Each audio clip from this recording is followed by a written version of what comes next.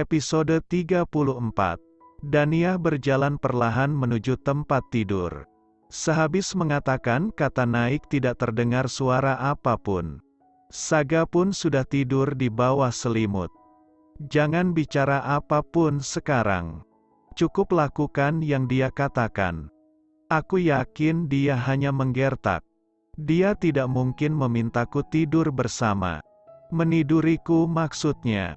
Jelas-jelas dia tidak menyukaiku. Baik, pelan-pelan Dania. Jangan membuat suara mengganggu. Sebentar lagi dia juga tidur seperti biasanya. Aku hanya perlu menahan nafas sampai dia tidur. Kau lupa apa yang kukatakan tadi? Saat Dania sudah terbaring di tempat tidur, Saga menendang selimut sampai benda itu teronggok di lantai. Sekarang kaki kanan Saga sudah naik ke atas kaki Dania. Menindihnya, aku kan bilang akan mencabik-cabik abis dirimu. Apa kau sudah siap? Sudah tidak tahu sepucat apa sekarang wajah Dania. Tangannya bergetar berpegang pada pinggir tempat tidur. Berusaha menggerakkan kakinya agar leluasa menyingkir. Tenaganya kalah jauh. Kaki panjang milik Saga bahkan tidak bergeser sedikit pun. Semakin dia berusaha menggerakkan kaki, semakin kuat kaki laki-laki itu menekannya. Suamiku, maafkan saya, maafkan kesalahan saya. Dania berusaha mengeluarkan kalimat mengiba, yang terdengar sangat tulus. Kemampuan aktingnya makin hari memang semakin membaik. Saya salah sudah bertemu dengan Helena. Padahal Anda masih belum memaafkannya. Dan saya lancang berpikir untuk mempertemukan Anda kembali dengannya. Saga mengeram kesal. Sekarang tangannya malah melingkar di tubuh Dania. Memeluk gadis itu, Dania semakin menciut ketakutan. Kenapa membahas Ele lagi? Bergumam di dekat telinga Dania. Karena Anda masih mencintai Helen. Makanya saya berpikir terbata. Suara Dania tertahan ketika Saga mencengkram lehernya. Semakin lama semakin kuat. Dania mulai tersengal. Dia batuk berulang setelah Saga melepaskan tangannya. Jangan menyebut namanya dengan mulutmu lagi. Aku akan menghukummu untuk itu. Dania membuka mulutnya karena intuisi untuk menyelamatkan diri. Bibir lembut Saga menyatu dengan miliknya. Tapi, kenapa dia melakukannya dengan sangat lembut? Padahal dia kan sedang kesal. Begitu yang sepintas terpikir di kepala Dania. Dia bahkan mencekikku barusan karena aku menyebut nama Helen. Tapi dia menciumku dengan sangat lembut. Menarik nafas sebentar. Lalu Saga kembali melancarkan serangan ciuman yang keduanya. Kali ini lebih lama dan dalam. Suamiku. Ini salahkan. Aku tidak harus tidur dengannya kan? Bibir Saga mulai menelusuri telinga, leher, dan bahu Dania. Kecupan lembut mengalirkan semua perasaannya yang sebenarnya. Tapi tidak dengan Dania. Gadis itu memejamkan mata, menggigit bibirnya keluh, mencengkeram sprei. Suamiku, maafkan saya, masih berusaha menyelamatkan diri? Saga masih menelusuri lekukan tubuh Dania. Bukankah Anda bilang tidak menyukai saya karena saya jelek dan kampungan? Tidak menghentikan aktivitas bibirnya. Lihat kan, kamu mengakui kalau aku memang tidak sesuai seleramu. Kenapa masih melakukan ini? Dan agar saya cukup tahu diri untuk tidak mengharapkan bisa melayani Anda sebagai istri di tempat tidur. Bagaimana ini? Tangannya mulai tidak bisa dikondisikan. Sudah masuk ke dalam bajuku. Kenapa sekarang Anda? Jemari Saga menutup bibir Daniyah yang mau bicara lagi. Apa kau lupa dengan aturan utama yang kamu tanda tangani denganku? Aku adalah aturan hidup yang harus kamu patuhi. Kalau aku bilang kamu jelek artinya apa? Saya jelek, menjawab lirih. Masih sambil memalingkan wajah. Kalau aku bilang aku mau tidur denganmu artinya apa? Saya akan tidur dengan Anda. Kecupan lembut di leher Daniyah lagi. Setelah mendengar jawaban Daniyah, Apa ini? Kenapa dia melakukannya dengan sangat lembut? Dia bilang kan ingin mencabik-cabikku. apa memang seperti ini yang namanya mencabik-cabik? Ah, Sakit. Erang Daniyah. Aku bakar kata-kataku tadi. Dia menggigit bahuku. Suamiku. Daniyah berusaha menggerakkan tubuh. Melepaskan diri perlahan dari cengkeraman harimau di sampingnya. Anda kan harus tidur dengan wanita yang Anda cintai. Silahkan hukum saya apapun. Saya mengaku bersalah. Jadi kamu menolak tidur denganku? Saga mendesah. Suaranya sudah terdengar sangat kesal. Dia menghentikan kecupan lembut di leher Daniyah. Mengangkat kakinya. Saga menggeser tubuhnya kembali ke posisi biasanya dia tidur. Mengumpat kesal.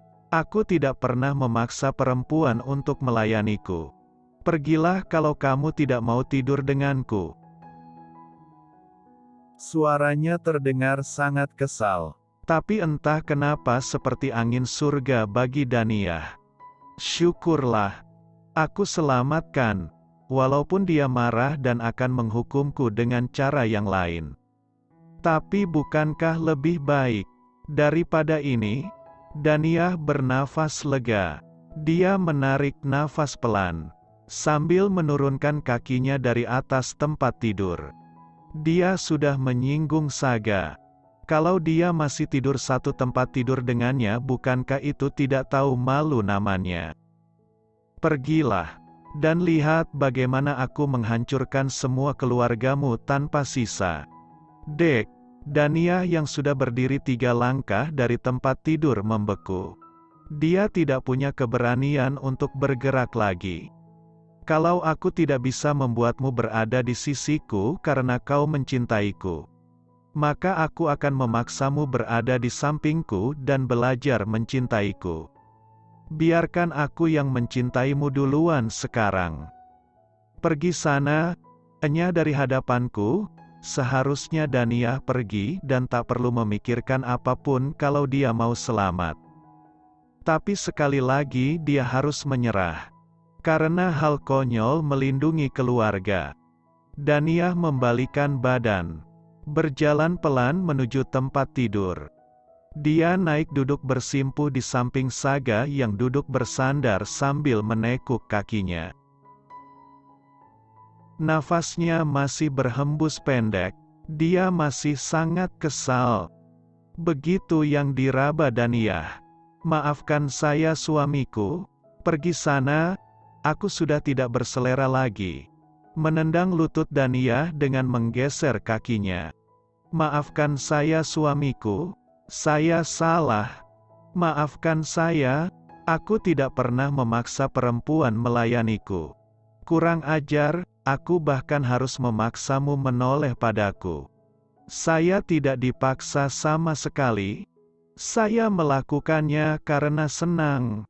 Bukankah Anda tahu kalau ini yang saya impikan ketika menjadi istri Anda? Bisa tidur bersama Anda. Lupakan harga diri? Kalau aku masih hidup besok itu sudah keberuntungan. Memohonlah Daniyah. Kau sudah tidak punya apa-apa. Bahkan dari awal ketika menandatangani kontrak hidup dan mati dengan laki-laki ini.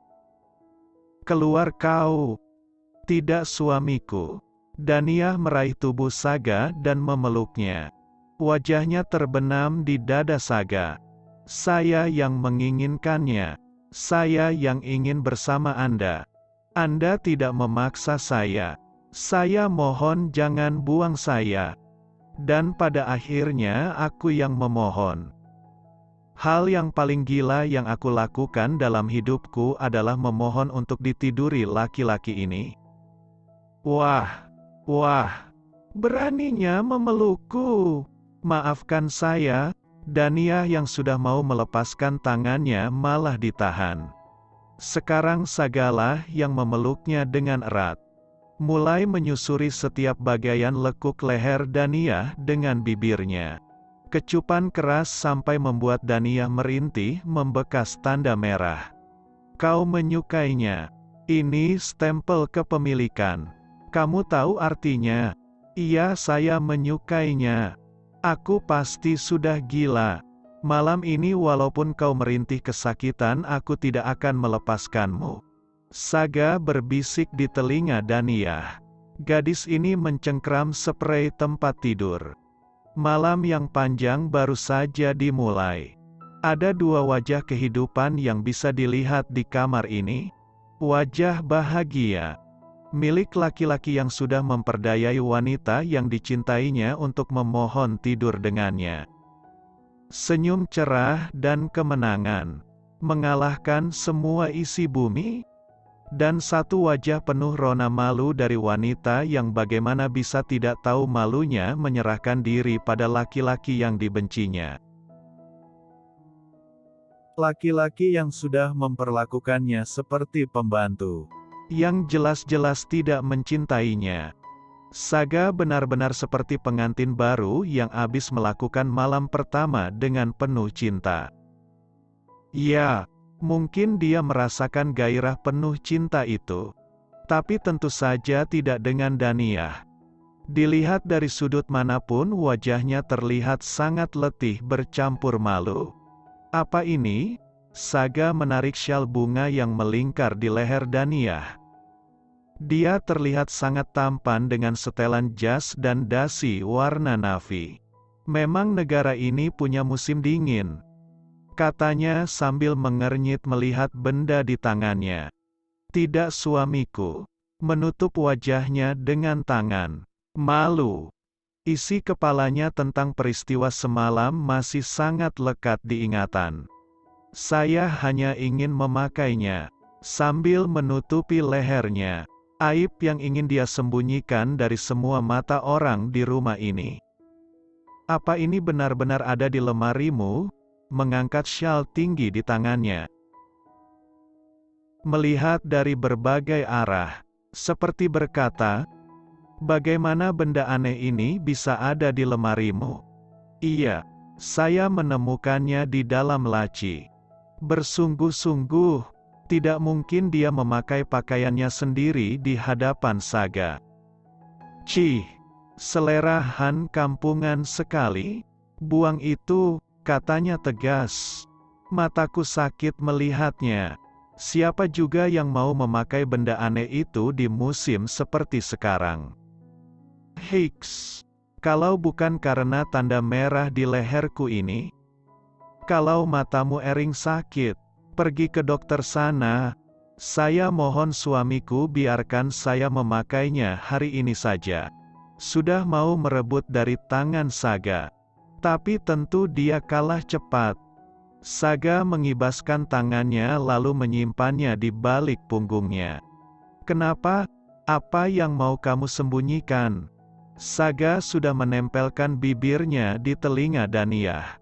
Gadis itu menjerit. Tiba-tiba Saga menggigitnya. Ini stempel kepemilikan. Jemari Saga menyentuh leher Daniah. Kenapa wajahmu merah sesenang itu ya? Tidak, spontan menjawab keras. Siapa yang senang? Toh kamu melakukannya juga bukan karena menyukaiku.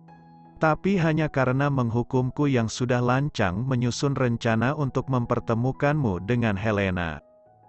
Tidak, Saga melotot. Tidak suka mendengar jawaban Daniah. Tidak begitu. Maksudnya saya senang. Saya senang sekali bisa tidur dengan Anda semalam.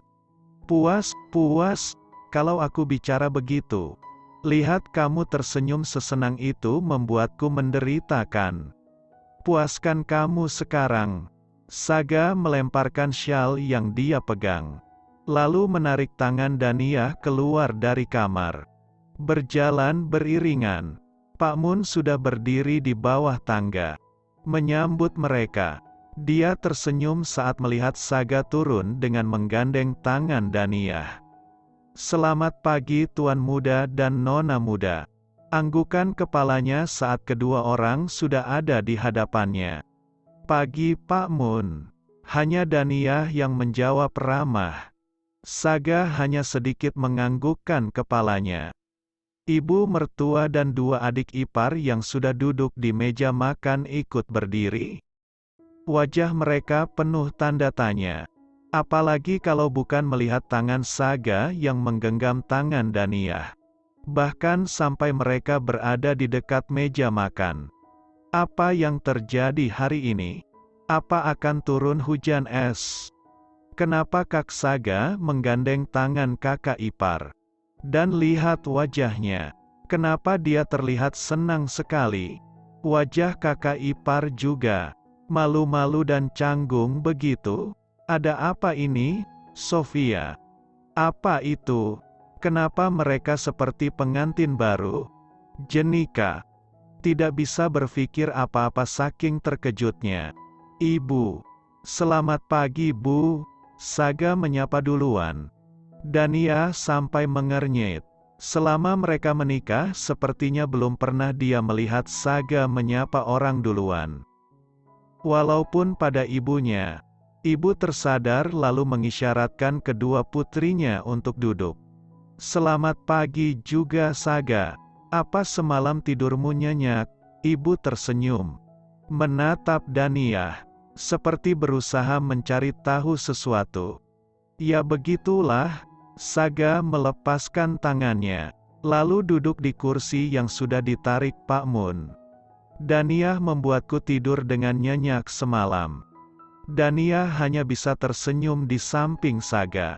Sambil terkekeh dalam hati. Karena suaminya seperti makhluk lain yang entah datang dari mana. Ada apa dengannya? Apa dia selalu segila ini kalau habis tidur dengan wanita? Ya, aku pasti bukan yang pertama atau satu-satunya kan? Walaupun jelas sekali dia memperlakukanku dengan sangat lembut. Tapi aku harus tetap menutup hatiku. Laki-laki ini milik Helena. Cinta sejati akan kembali pada pemiliknya. Daniyah. Apa itu bekas kecupan di leher kakak ipar? Aku ingin menjerit sekarang. Apa Kak Saga benar-benar tidur dengan kakak ipar? Dan barusan Kak Saga benar-benar menyebutkan namanya kan? Daniyah. Jadi itu nama kakak ipar. Sofia. Saking tidak pernah berinteraksi dan merasa kalau kakak iparnya tidak akan bertahan lama di rumah ini, jadi dia merasa tidak penting untuk mengingat namanya. Apa itu bekas kecupan? Gila, banyak sekali. Leher kakak ipar seperti habis dipukuli. Hei, tidak mungkin kan mereka bercinta semalaman? Jelas-jelas kemarin malam sepertinya kakak ipar sangat canggung. Dan Kak Saga terlihat menakutkan. Apa dia memang habis dipukuli?